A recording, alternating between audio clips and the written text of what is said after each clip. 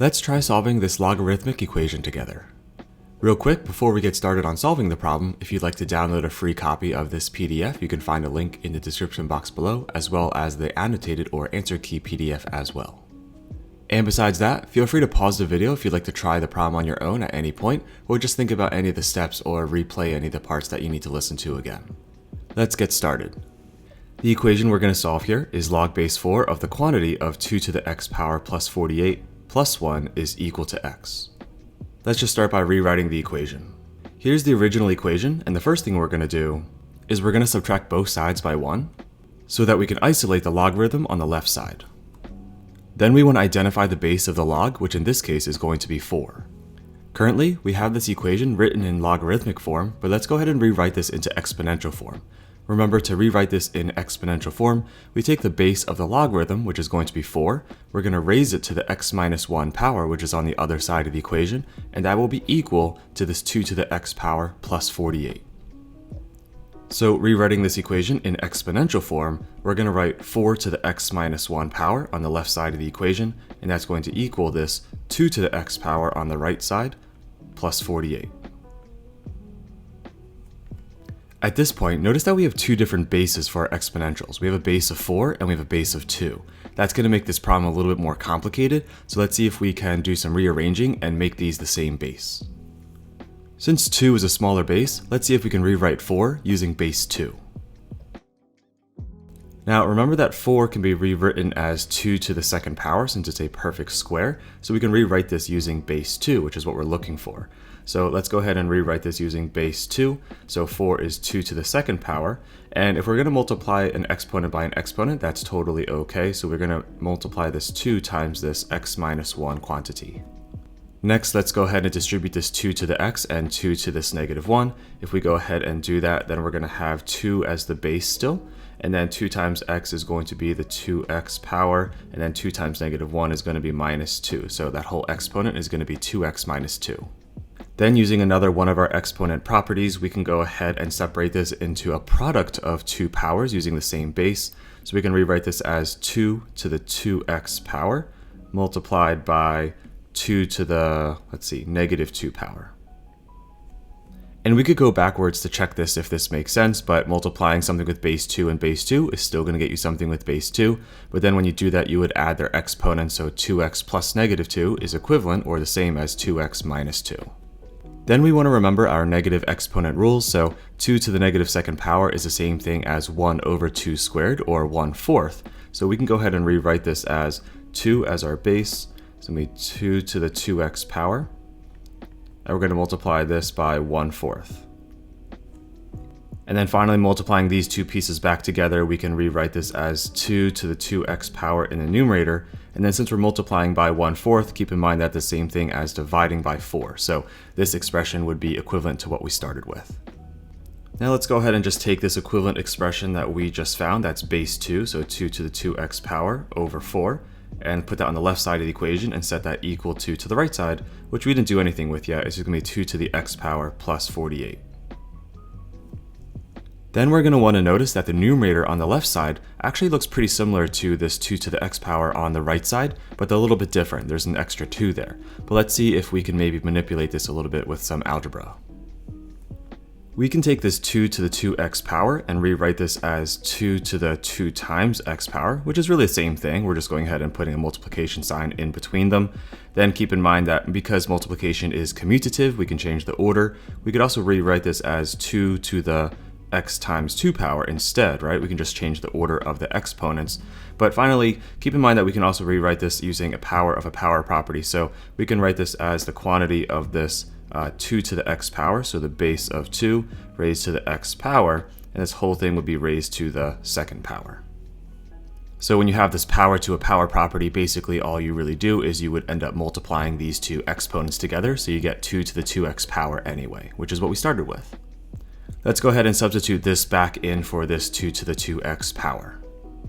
Rewriting this, let's see what we're going to have here. On the left side, we're going to have this 2 as the base raised to the x power.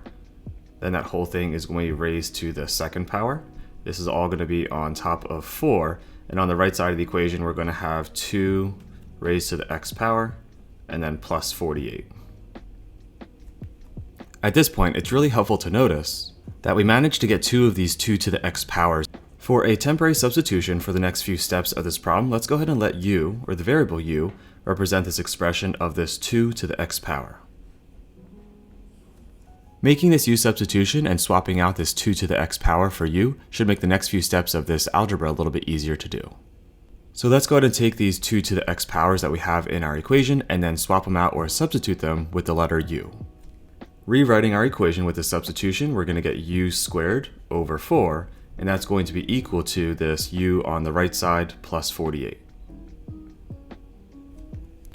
Hopefully when you look at this equation, you notice that this is going to be a lot easier for us to solve and that it is a quadratic equation, right? So let's go ahead and clear out the fractions here. Let's start by multiplying both sides by 4, so at least we don't have to worry about any fractions.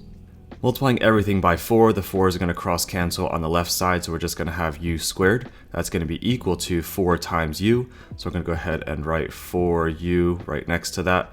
And then 48 times 4, I believe that's going to be 192.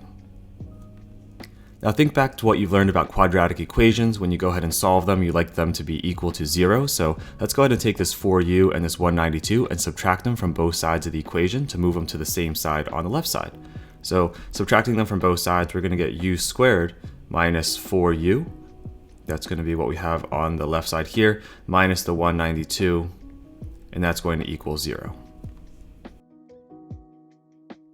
At this point, we have this quadratic equation written in standard form, and you could go ahead and solve it by using the quadratic formula. You could try completing the square, or we could hopefully factor this. I'm going to make a tree for 192 real quick.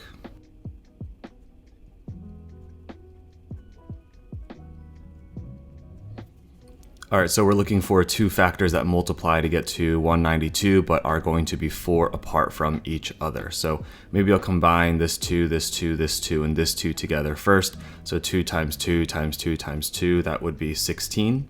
So that would be 16 from 4 of those 2's together. And let's see, 2 times 2 times 3. 2 times 2 is 4, 4 times 3 is 12. So 16 times 12 would be 192, and they are 4 away from each other. So I think those are my two factors I'm going to use here. So now, you might not always be able to get it on that first try, but this one seemed to work out pretty nicely here. Okay, so now we know our two factors. Let's go ahead and open up our two linear binomials. Let's go ahead and write these parentheses here and set it equal to 0. And so we know a is 1, so we're just going to have a 1u and a 1u in the beginning of these binomials. And then we're going to have a minus 16 and a plus 12 in them. Doesn't matter which one is which, just because a is equal to 1. Now our zero product property states that if one of these binomials is equal to 0, then the whole left side of the equation would equal 0. So if u minus 16, what would u have to be to make that 0? Well, u would have to equal 16. That would be one of our solutions. And what about this linear binomial? Well, u would have to equal negative 12, since negative 12 plus 12 is equal to 0 as well. Alright, so cool. We now know that u is equal to 16 and u is equal to negative 12. But what is u equal to? Remember, we made a substitution earlier. We said that u would be representing this 2 to the x power. So let's go ahead and substitute this 2 to the x power back in for u in both of these instances. Okay, so on our first scenario, let's go ahead and write u instead as 2 to the x power. And that's going to equal the 16 that we just found out. And then let's go ahead and take this second equation here. Instead of saying u, we're going to say 2 to the x power again, and this is going to equal negative 12. Alrighty, so for our equation on the left side here, instead of saying 2 to the x power is equal to 16, we could rewrite the 16 as base 2 as well. So we can rewrite that as 2 to the 4th power, right? And so if we know that 2 to the x power equals 2 to the 4th power, then we should be able to conclude here that x does equal 4. This would be one of our solutions. Alright, cool. So we got a solution from this equation on the left side. However, if we take a look at this equation on the right side, there is no value for x that we could come up with where 2 to that power would equal a negative value, right? So that's why exponential functions have a horizontal asymptote. And so for this one, we're going to say that there's not going to be a solution for this one. So we're just going to have this x equals 4 as our solution. Now that we got this solution, let's go ahead and check it to see if it is actually true. So let's see if x is actually equal to 4. So we're going to go ahead and rewrite this as log base 4. and that's going to be of this quantity of 2, and then we found out that x is 4, so let's hopefully see if this checks out for us. Plus 48 plus 1, and we're hoping that this is equal to 4 and that we're not going to have an extraneous solution or anything. If we did, that's okay too, but we do have to check just to make sure. Okay, let's go ahead and then just raise this 2 to the 4th power. That's going to be 16. And let's go ahead and add 16 plus this 48. So if we do 16 plus 48, that's going to be 64, I believe, right? So we have log base 4 of 64 on the left side of the equation, and then adding 1 to that, and hopefully that's going to equal this 4 on the right side of the equation.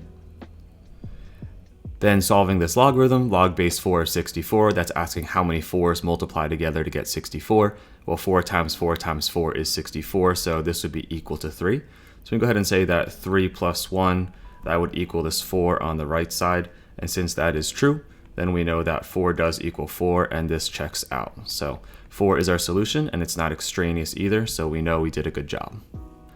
So that wraps up this video on solving this logarithmic equation where we had to use some U substitution to make it look a little bit easier for us to solve, as well as use some quadratics as well involving some factoring. So hopefully you found this video helpful. If you did, please consider giving it a thumbs up. And as always, keep up the great work, and I'll see you in the next one.